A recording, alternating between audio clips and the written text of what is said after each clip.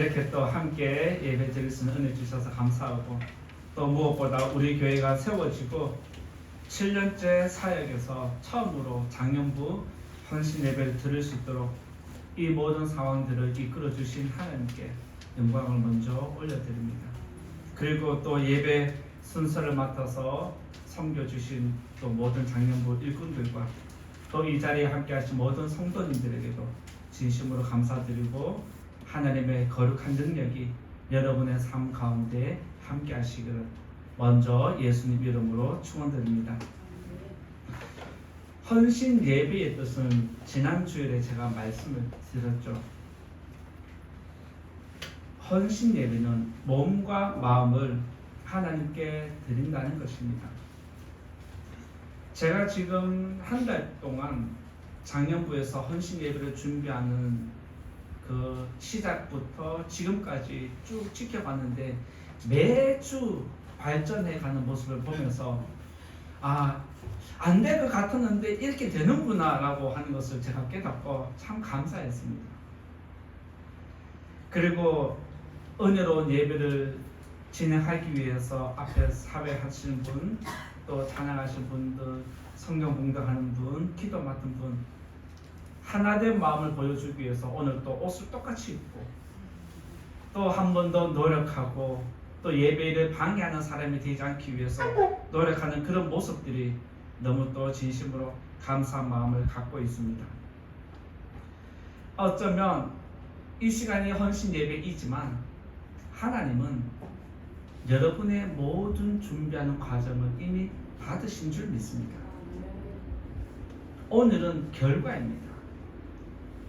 헌신 예배를 계획하면서 준비하는 모든 시간들, 그 마음이 어떠한지, 그 마음을 가지고 기도하는 그 마음을 하나님이 이미 받으셨고, 오늘은 하나님이 여러분들에게 하늘의 신령한 은혜로 축복하는 시간인 줄 믿으시기 바랍니다. 이 시간을 통해서 우리 작년부의 믿음이 더 강해지기를 원하고, 세상의 어떤 시간보다 이 예배 시간을 더 소중하게 여기는 우리 성도님 되시길 바라면서, 헌신 예배에 오늘 우리에게 주는 말씀은 내게 가까이 오라는 말씀을 정하고 또 여러분들과 말씀 나누고자 합니다. 북이스라엘을 다스린 아합 왕은 우상을 섬기는데 누구보다 열심이었습니다. 그가 우상을 섬기는데 이렇게 열심을 내었던 이유가 그의 아내 이세벨이 뒤에서 많이 조종했기 때문입니다.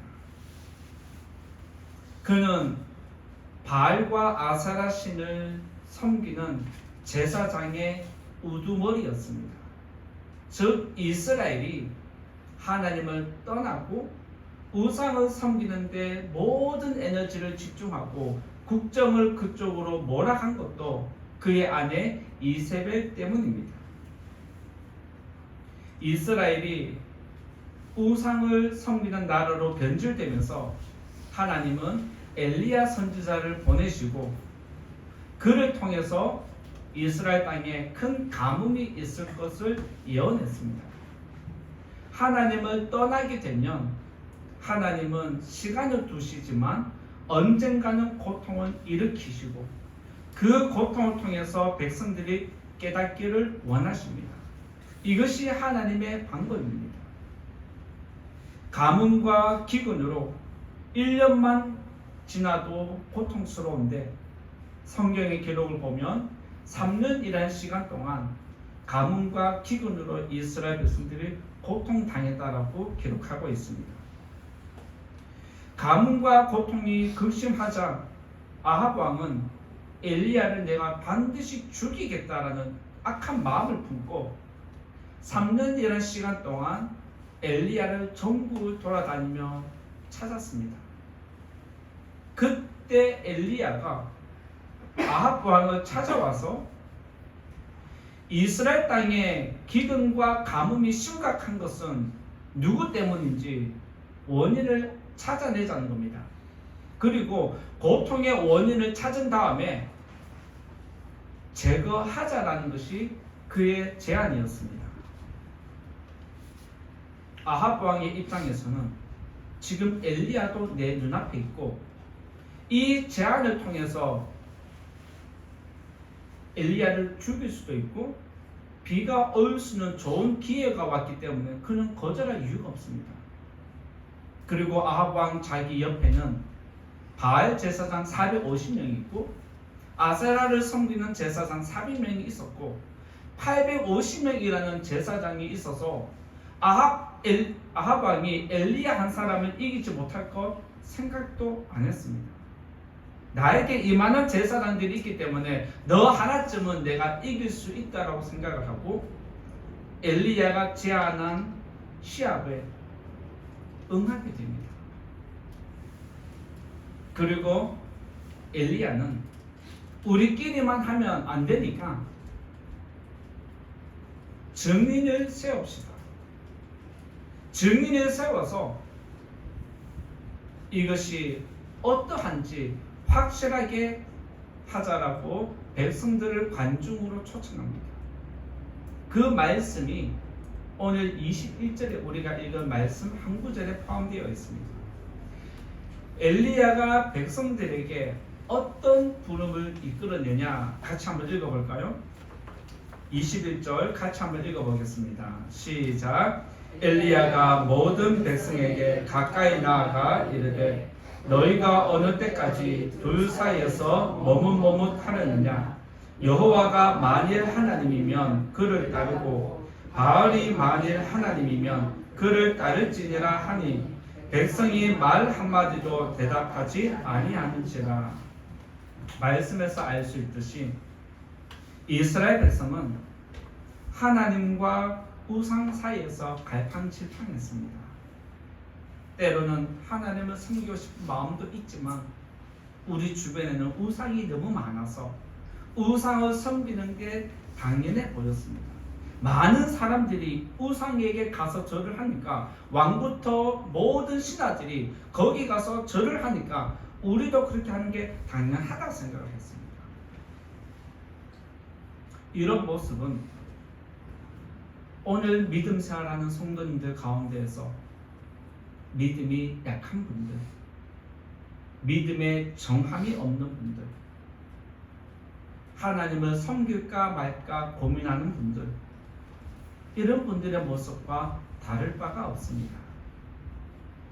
따라서 오늘 헌신 예배에 참여하는 우리 성도님들 모든 분들은 내가 지금 믿음이 어떠한지를 점검하기를 바라고, 만약 내가 이런 믿음의 소유자라면 더 큰 믿음을 달라고 하나님께 더 가까이 나아가기로 다시 한번 거룩한 뜻을 작정하는 귀한 헌신 예배 되기를 먼저 예수님 이름으로 부탁을 드립니다.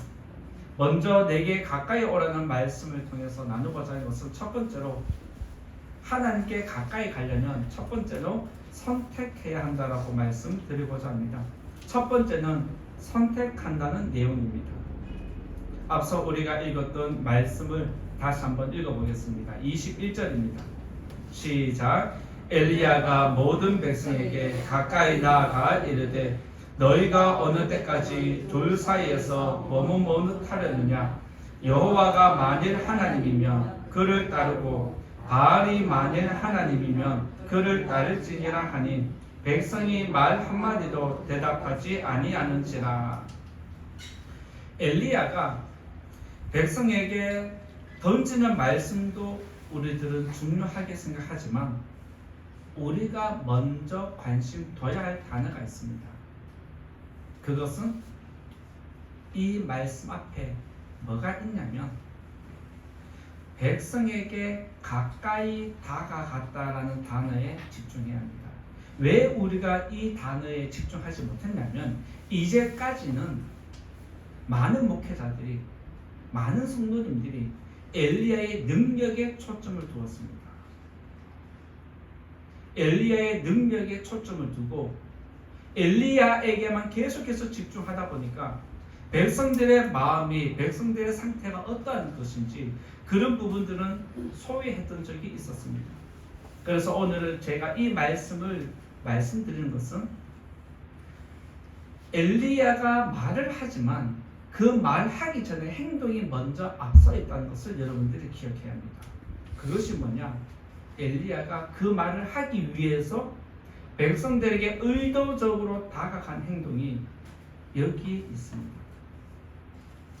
그러면 왜 엘리야가 왜 백성들에게 다가갔다라고 성경이 기록하고 있을까요? 그냥 그 자리에서, 높은 자리에서 말하면 되잖아요. 그런데 엘리야는 일부러 백성들에게 이 말을 하기 위해서 다가갔고 하나님은 그를 통해서 그 말을 하게 하셨습니다. 이것은 하나님과 이스라엘 백성의 관계가 단절되어 있다는 것을 이야기합니다. 하나님과 이스라엘 백성이 우상을 섬기면서 관계가 멀어졌기 때문에 이 멀어진 관계를 다시 회복시키기 위한 아버지의 마음이 여기 담겨 있음을 발견해야 합니다. 이스라엘 백성들은 오랜 시간 동안 우상을 섬겨왔기 때문에 하나님을 찾을 수 없는 영적인 맹인이었습니다. 그래서 그들은 지금까지 우상을 섬기는 게 당연하게 생각했고 정상적이라 생각을 했고 하나님이란 존재를 까마득히 잊어버린 상태였습니다. 즉 이스라엘 백성의 상태는 죄인 그 모습 그대로였습니다. 그들은 하나님을 찾고 싶어도 찾을 수 없는 존재, 하나님이란 단어를 부르고 싶어도 우상이 먼저이기 때문에 하나님의 존재를 기억조차 못하는 사람이었습니다. 오늘날 한국 교회에서 상처를 받고 목회자에게 실망하고 교회를 떠나가고 믿음 생활을 포기하고 가정에만 머물러 있는 백성들의 많은 이유가 이런 일들과 똑같습니다. 지금은 상처를 받아서 하나님을 떠나고 교회를 떠나가고 성도들을 떠나가고 혼자만의 세계를 지내지만 그 시간이 오래될수록 이제 믿음은 사라지고 이제는 세상 사람처럼 당연하게 살아가는 것이 한국교회 성도들의 모습과 다를 바 없는 것입니다. 오랜 시간 동안 바알과 아세라를 맹목적으로 섬겨온 것이 그들이었습니다. 그리고 우상을 섬기는 것이 당연하게 받아들여지는 그들에게 엘리야가 다가오고 이제는 너희들이 선택을 해라. 지금까지 너희들이 몇백 년 동안 우상을 섬겼지만 이제까지 너희들에게 주어진 은혜가 뭐가 있었느냐? 너희들의 삶이 어떠한 삶이었느냐? 그렇게 우상을 섬겼음에도 불구하고 너희들의 삶이 나아지지 않는다면 이제는 하나님이란 존재를 기억하고 하나님이란 존재를 다시 예배하는 게 너희들이 해야 할 일이지 않겠느냐? 우상을 섬길지 하나님을 섬길지 이제는 둘 중에 하나를 선택하라고 이스라엘 백성들에게 충격적인 제안을 하는 것이 오늘 우리가 읽은 21절입니다. 그때 여러분들이 오늘 말씀 읽어서 아시겠지만 21절 말씀 끝에 가면 백성들의 마음이 어떠한지 잘 표현되어 있습니다. 21절 끝에 보면 백성들의 표현이 뭐냐면 백성이 말 한마디도 대답하지 아니했다라는 표현이 기록되어 있습니다. 이것은 그들 마음에 하나님을 찾겠다라는 마음이나 믿음이 없다는 것을 반증하는 것입니다. 엘리야의 제안에 우리가 반응할 필요가 없을 정도로 그의 말이 들리지 않았다는 뜻입니다. 대꾸할 조차 가치가 없으니까 말하지 않는 것입니다. 이 말은 믿음이 아예 없다는 뜻입니다. 지금 이스라엘 백성들에게 중요한 건 뭐냐? 바알을 섬기든 하나님을 섬기든 지금 우리가 가뭄이 너무 극심해서 지금 죽게 생겼으니까 제발 비 좀 내려달라는 것입니다. 바알을 섬기는 게 중요한 게 아니라 하나님을 섬기는 게 중요한 게 아니라 뭐가 중요하다? 비를 내리는 게 중요하다는 겁니다. 그래서 이스라엘 백성들은 지금 당장 우리에게 필요한 문제들을 해결해 주는 존재, 그 존재만 우리는 족하기 때문에 하나님이 되든 바알이 되든 우리는 비를 내리는 존재만 섬기겠다는 겁니다.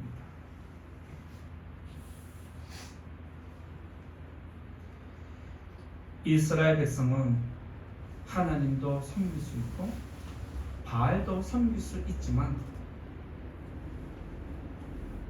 엘리야는 그렇게 믿음 생활 하지 말고 둘 중에 하나만 선택하라는 것입니다.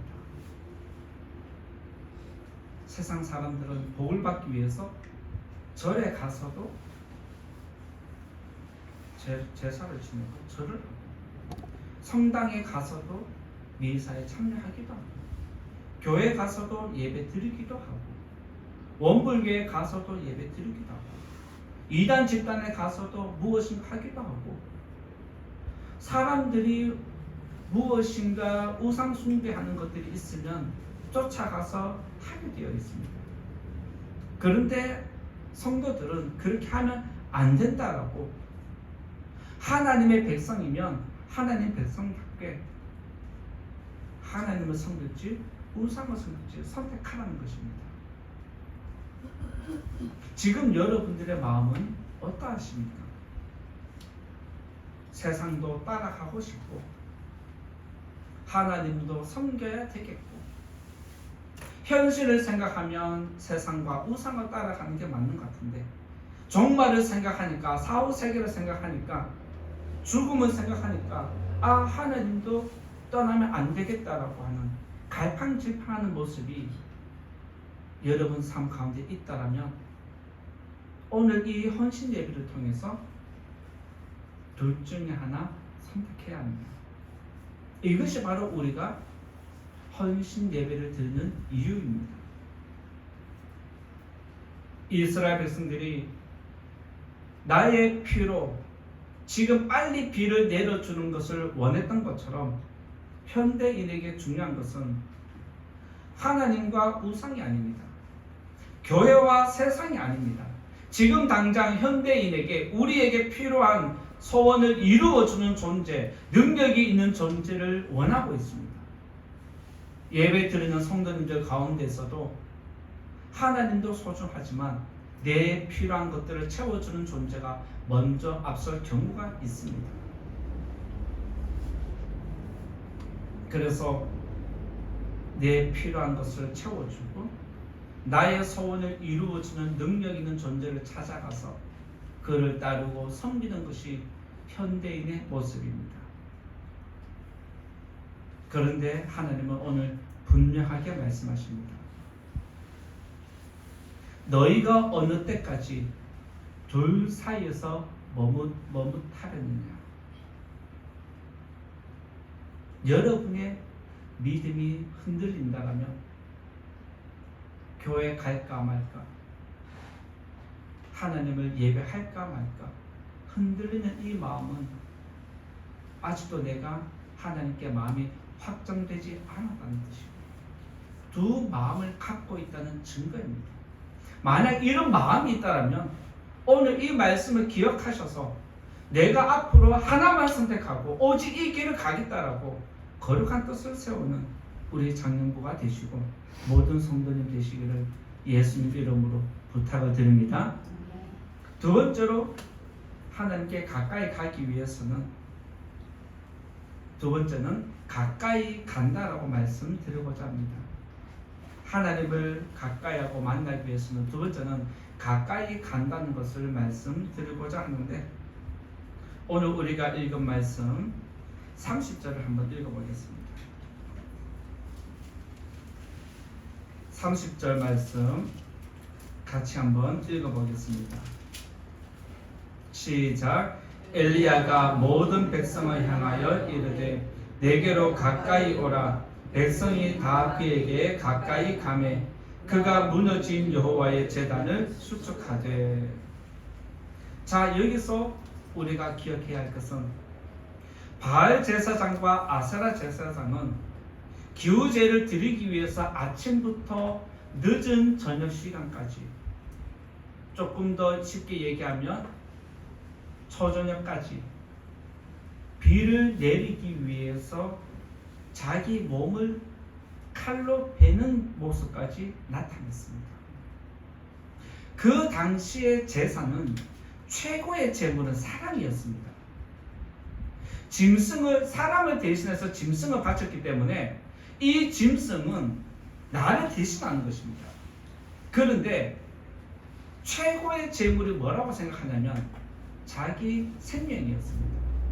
그래서 옛날에 기후제를 드리거나 어떤 제사를 드리거나 심각한 제사를 드릴 때는 자기와 생명이 연결되어 있는 존재, 자기 아들을 제물로 바치는 것이 최고의 제물이었습니다. 그래서 이때도 바알 제사장과 아세라 제사장은 자기들이 술수를 뭐든지 다 해도 안 되니까 결국에는 자기 몸을 해하면서 피를 바치면서까지 했음에도 불구하고 비가 내리지 않았습니다.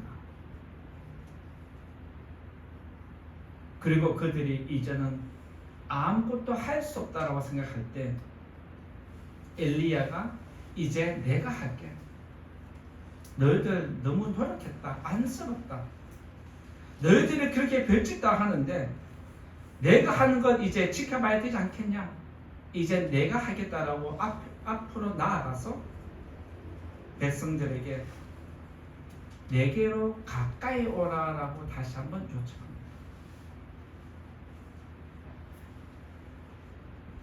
엘리야가 모든 백성을 향해서 내게로 가까이 오라라고 얘기했을 때에 백성이 다 그에게 가까이 갔다라고 표현하고 있습니다.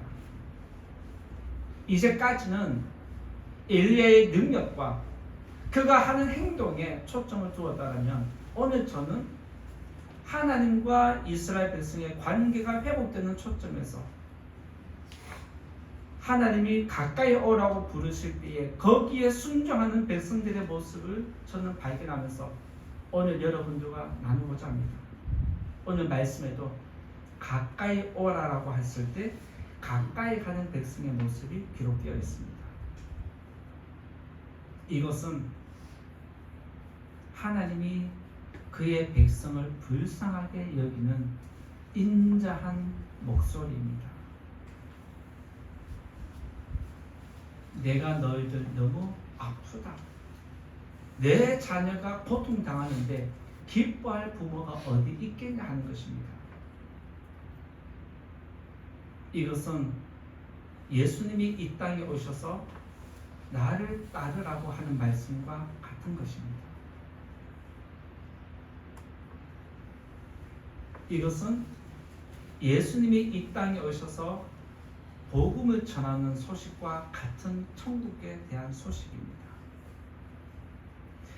지금 엘리야가 그의 백성들에게 가까이 오라고 부른 것은 깨어진 관계를 다시 회복하기를 원하는 하나님의 마음이 담겨 있습니다. 멀어진 관계를 다시 회복하자는 것이 아버지의 마음이었습니다. 그리고 백성들이 엘리야에게 가까이 갔을 때에 그때 엘리야는 백성들이 보란 듯이 그들의 눈앞에서 여호와의 제단을 수축하는데 수식하는 단어가 있는데 뭐냐면 무너진 여호와의 제단을 수축했다라고 이야기를 합니다. 무너진 여호와의 제단을 이야기합니다. 이것은 그동안 우상을 섬긴다고 여호와의 제단을 방치했다는 것입니다. 너희들의 삶이 어떠한 삶이었는지 뒤를 돌아보게 만드는 것입니다. 너희들이 우상을 섬기는 데는 그렇게 열정을 다했지만 너희들이 하나님을 방치했다는 것입니다. 너희들의 삶이 어떠한지 너희들의 삶을 뒤를 돌아보게 만들고 다시 백성들의 삶을 각성화시키고 깨우치는 것이 엘리야의 행동이었습니다. 그러면서 엘리야가 무너진 여호와의 제단을 수축할 때 돌을 쌓았습니다. 돌을 쌓아 올리면서 엘리야가 그들에게 바라는 것, 하나님이 백성들에게 바라는 것이 있었다라면 엘리야의 행동을 다 지켜보고 있는 백성들에게 요구하는 것이 있습니다. 그것이 무엇이냐면 여호와의 제단이 지금 무너져 있는 것처럼 너희들의 심령도 무너졌다는 겁니다. 너희들의 믿음도 무너졌다는 것입니다. 마찬가지로 지금 여호와의 제단이 수축되어져 가는 과정을 너희들이 보면서 너희들의 마음에도 너희들의 믿음을 다시 일으켜 세우라는, 보고 배우라는 것입니다. 지금 여호와의 제단이 세워져 가고 있음을 너희들이 보고 너희들의 마음에도 너희들의 믿음을 하나씩 하나씩 쌓아 올리라는 것이 지금 하나님이 그들에게 보여주는 것입니다.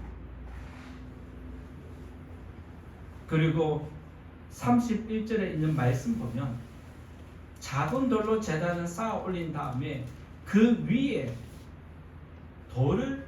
큰 돌을 12개 쌓아 올리는데 돌 12개를 취했다라는 단어가 31절에 기록되어 있습니다.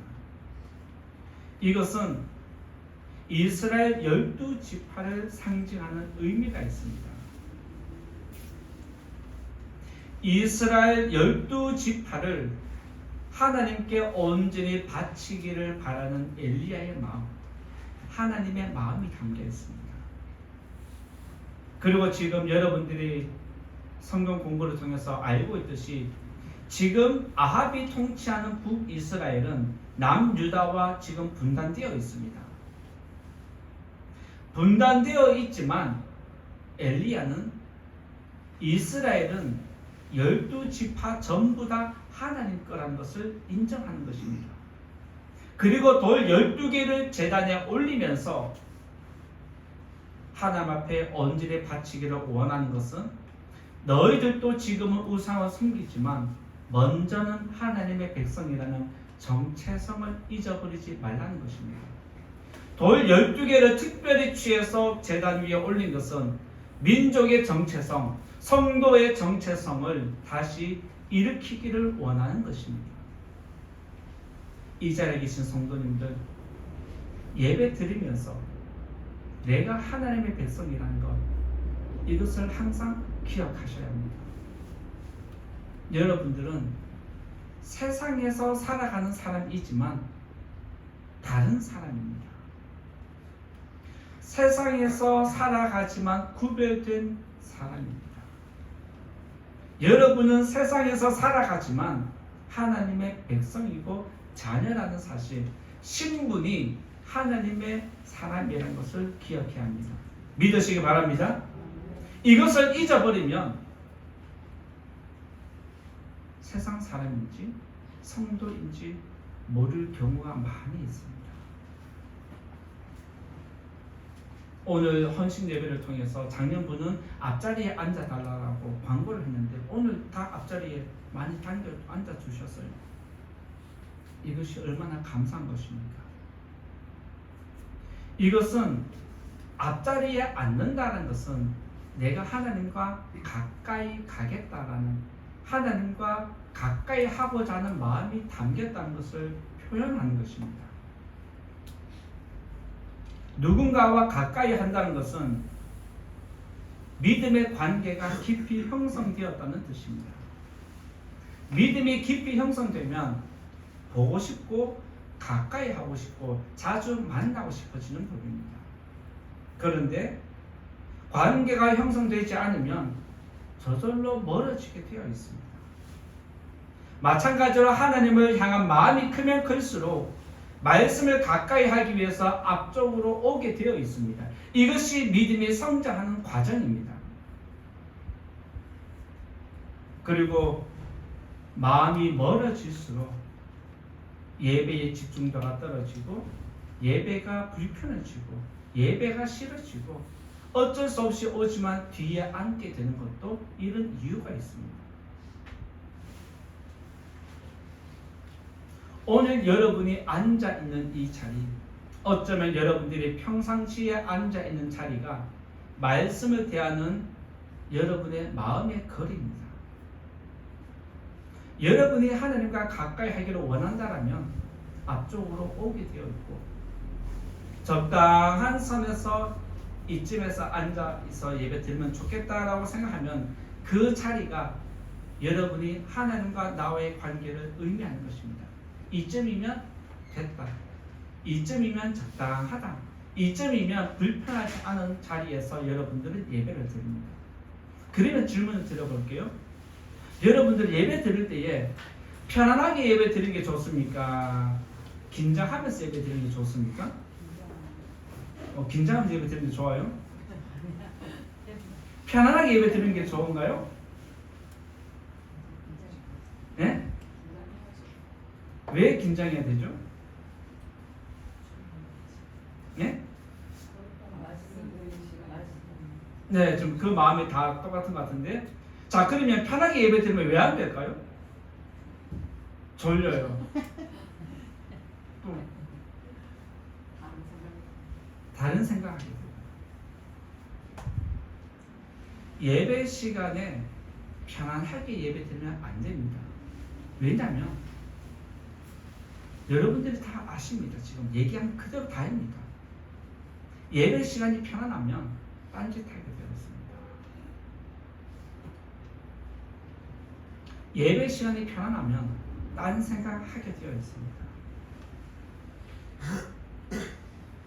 뒤에 앉아서 예배 드릴 때와 앞에 앉아서 예배 드릴 때 마음의 자세가 다릅니다. 왜요? 앞에서 예배 드리다가 딴짓하면 뒤에서 다 보고 있고, 목사님 앞에서 직접 보고 있으니까 눈치 보여서 딴짓 못하거든요. 그런데 사람들은 왜 편한 자리, 가급적이면 뒤로 가서 앉기를 원하느냐? 편안하게 예배 드리고 싶은 마음이 있기 때문입니다. 앞으로 편하게 예배 드려야 될까요? 긴장하면서 예배 드려야 할까요? 그렇게 드리기를 부탁드립니다. 다음 주에 뒤에 앉아야 될까요? 앞으로 나와서 앉아야 될까요? 그렇게 하시기 바랍니다. 헌신이라는 것은 하나님께 내 모든 것을 맡긴다는 뜻인데, 드린다는 뜻인데, 가까이 할 마음도 없으면서 뭘 하시겠나? 가까이 하지도 않으면서 무엇을 줘도 마음이 가겠냐는 거예요. 마음이 가면 가까이 하게 되어 있고, 마음이 가면 작은 것을 들어도 믿음으로 정성으로 하게 되어 있습니다. 따라서 이 자리에 계신 성도님들, 예배는 나를 드리는 것입니다. 헌신 예배 때 오늘 이날에만 특별히 내가 앞자리에 앉는 것이 다가 아닙니다. 예배 자체가 내가 하나님께 드리는 것입니다. 헌신 예배는 내가 특별한 뜻을 정해서 내가 앞으로 이렇게 헌신하겠다라는 뜻을 작정하는 것이 헌신 예배입니다. 그래서 오늘 여러분들이 예배 드릴 때에 헌신 예배를 참여하고 드린다는 것은 내가 앞으로 예배 시간 10분 전에 30분 전에 오겠습니다 뜻을 정하고 그 정한 것을 지키는 것이 약속입니다. 그리고 예배 드릴 때 앞에 가서 앉겠다, 이 뜻을 작정하는 것이 헌신 예배입니다. 이 뜻을 작정하고 앞으로 여러분의 믿음이 더 성장하는 은혜가 있기를 예수님 이름으로 축원드립니다. 하나님을 가까이 하면서 복을 받는 우리 모든 장년부와 성도님 되시기를 예수님 이름으로 축원드립니다. 세 번째로 말씀드리고자 하는 것은, 세 번째는 맡긴다는 것입니다. 가까이 한다는 것은 세 번째로 맡긴다는 의미가 포함되어 있습니다. 앞서 우리가 읽었던 30절 말씀 같이 또 한번 읽어보겠습니다. 30절 말씀 다시 한번 같이 읽겠습니다. 시작. 엘리야가 모든 백성을 향하여 이르되 내게로 가까이 오라. 백성이 다 그에게 가까이 가매 그가 무너진 여호와의 제단을 수축하되. 자, 여기서 가까이 오라고 했을 때에 처음에는 백성들이 가까이 가는 것보다 아무 말도 하지 않았다라는 단어로 백성들의 영적인 상태를 진단했습니다. 이제 두 번째는 가까이 오라고 했을 때에 이제 이들이 가까이 갔습니다. 왜? 왜 가까이 갔을까요? 그들이 그렇게 섬겼던 바알과 아세라가 아침부터 늦은 시간까지 기우제를 그렇게 극심하게 들었음에도 불구하고 아무런 소득이 없었습니다. 우리가 이제까지 그렇게 재물을 바치고 모든 것을 희생했건만 우상이 우리들에게 준 것은 아무것도 없다는 것입니다. 오히려 우리의 것을 빼앗아간 존재가 우상이었습니다. 그들은 비를 기대하면서 그들에게 소망을 주었지만 비는 한 방울 떨어지지 않았습니다. 이제 백성들이 유일하게 기댈 수 있는 곳이 있다면 엘리야밖에 없습니다. 그들은 어쩔 수 없이라도 엘리야에게 다가가야 하는 상황이었습니다. 그래서 엘리야가 내게로 가까이 오라고 했을 때에 그들이 가까이 갔다라는 표현이 기록되어 있는 것은 그들의 믿음이 조금씩 움직였다는 것을 보여줍니다. 말씀을 듣고 믿음이 들어가지 않으면 순종하지 않습니다. 말씀을 들어도 믿음이 없으면 따르지 않습니다. 그런데 엘리야가 머뭇머뭇하는 백성들을 향해서 다시 한번 내게 가까이 오라고 할 때에 그들이 갔다는 것은 믿음이 움직였다는 뜻입니다. 믿음이 시작됐다는 것을 이야기합니다. 백성들이 엘리야에게 가까이 갔다는 것은 관계를 회복하는 하나님의 말씀을 듣고 내가 죄인인 것을 알고 가까이 가는 것입니다. 맹인이 하나님을 보고자 해도 볼 수 없었을 때 예수님이 맹인의 눈을 열어줄 때 그가 보게 되는 것처럼 귀머거리에게 예수님이 귀를 열어주실 때에 그가 들을 수 있는 것처럼 죄인은 아무것도 하지 못할 때 머뭇머뭇할 때에 먼저 다가오셔서 손을 내밀고 복음으로 초청하는 하나님의 사랑을 여기서 발견할 수 있습니다. 구약시대의 이스라엘 백성은 죄를 지으면 죄값으로 짐승을 죽여서 바쳤습니다. 그것이 일종의 헌신이었습니다. 나를 대신해서 짐승을 죽여 바치는 것이 헌신입니다. 그래서 최고의 헌신은 뭐냐? 내 생명을 바치는 것입니다. 오늘 헌신 예배니까 구약 성경으로 따지면 오늘 내 생명 자해해서 바쳐야 합니다. 이게 최고의 제물입니다. 그런데 이것은 예수님이 이 땅에 오심으로 헌신이 이제는 바뀌었습니다. 헌신이 없는 믿음은 죄송한데 거짓 믿음입니다. 그래서 저는 우리 교회 등록하고 정착했다 싶으면 성도님들에게 제안하는 것이 뭐가 있냐? 봉사를 하게 하십니다. 교회를 섬기라는 것입니다. 다른 성도들을 섬기라는 것입니다. 이것이 믿음이 있는 성도의 모습입니다.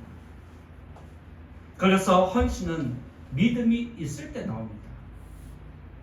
그리고 믿음은 반드시 헌신을 동반하는 것입니다. 만약 여러분이 믿음이 있다면 헌신을 하고 있는지 헌신을 하지 않는지 여러분의 섬김을 보면 됩니다. 우리가 예배 시간에 헌금을 드리는 것은 헌신의 일종입니다. 헌금 드렸으니까 내 할 거 다 했다 이것이 아니라 여러 가지 헌신 중에서 하나일 뿐입니다. 헌금을 드릴 때 물질만 드리는 것이 아니라 지난주에 제가 말씀드렸잖아요. 마음도 함께 드려야 합니다. 믿음으로 드려야 한다는 것입니다. 마음을 다해서 믿음으로 헌금을 드릴 때에 그게 온전한 헌신입니다. 믿음으로 마음을 담아서 헌금을 할 때 그것이 온전한 헌신이 된다는 거 기억해야 합니다. 주일 헌금 넣을 때에 봉투 넣고 아무 생각 없이 넣고 오늘 할 거 다 해서 앞에 들어앉고 이렇게 하지 말라는 겁니다.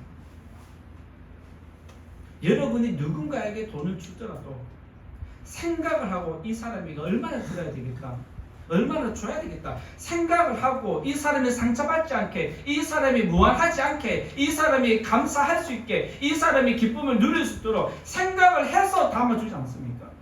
그런데 하나님 앞에 나와서 헌금을 드릴 때에 생각이 없어요. 그냥 주머니에 있으니까 넣고 헌금 넣고. 그거는 헌신이 아닙니다.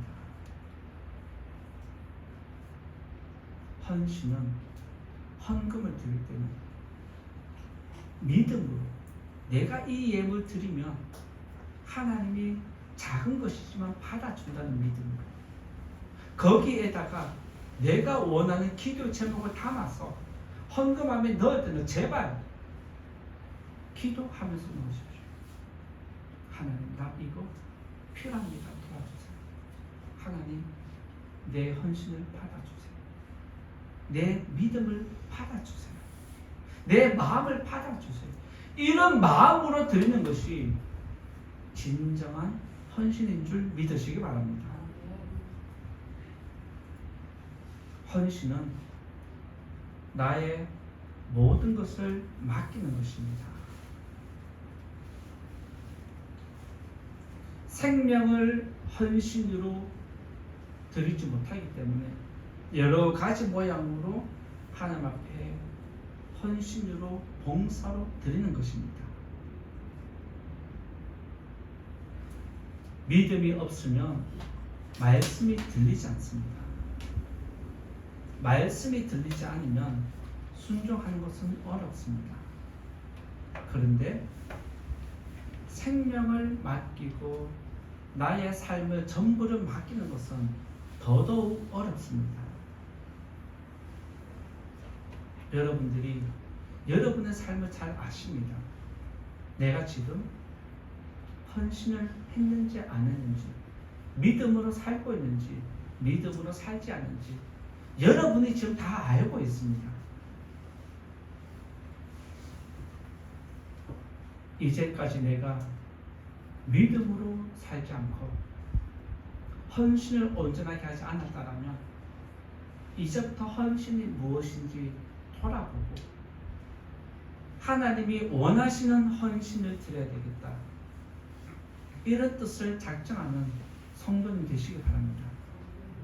예수님은 수고하고 무거운 짐진 자들아 다 내게로 오라고 말씀하셨습니다. 이것은 너희들의 인생의 짐을, 너희들의 삶을, 너희들의 생명을 내게 온전히 다 맡기라는 것입니다. 여러분이 걱정을 아무리 많이 해도 해결됩니까? 아무리 근심하고 잠 못 자면서 고민해도 해결책이 저절로 되어지고 안 되던 환경이 저절로 바뀝니까? 여러분이 할 수 없는 것이라면 하나님께 맡기셔야 합니다. 그것이 믿음이고 헌신입니다.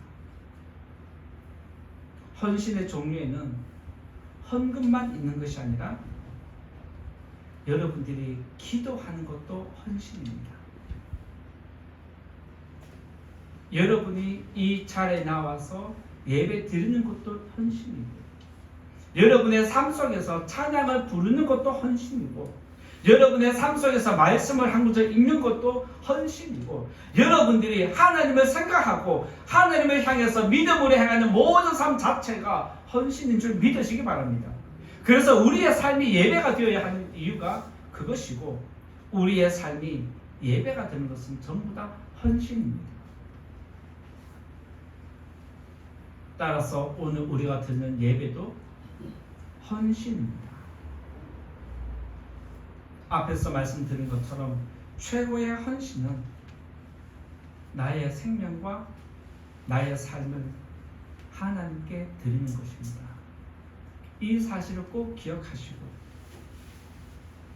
여러분이 해결해야 할 거 하나님께 맡기시고 여러분이 해결하지 못할 모든 환경들의 문제들도 사람들의 마음을 움직이는 것들까지도 하나님께 맡기시기 바랍니다.